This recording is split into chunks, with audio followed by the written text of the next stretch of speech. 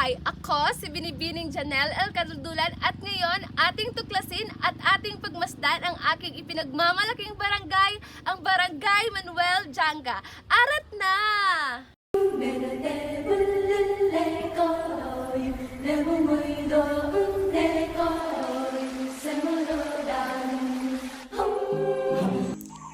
Sa buong buhay ko, nabigyan ako ng pagkakataong malaman ang isang malakas na pakiramdam ng komunidad.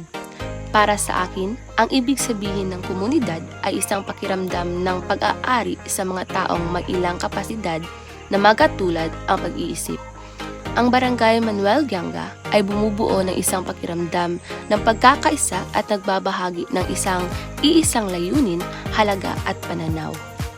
Ang aming barangay ay may magagandang tanawin. Maaari kang mag-unwind dito dahil sa mga magagandang tanawin.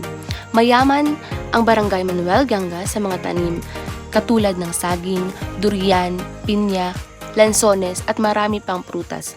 Mayroon ding mga magagandang ilog na malayang pumunta ang lahat doon. Magpahinga, mag-refresh at magkaroon ng bonding kasama ang pamilya at mga kaibigan. Ang mga tao dito ay napaka-aktibo sa mga bagay na naging malinis at masagana ang aming barangay. Ang pagtalakay sa mga issues sa aming komunidad ay nakakatulong upang magkaroon ng mga solusyon sa tulong ng aming mga opisyal ng barangay at mga konseho ng barangay. Pinapabuti nito ang mga kasanayang panlipunan ng lahat pati na rin ang mga relasyon ng bawat isa.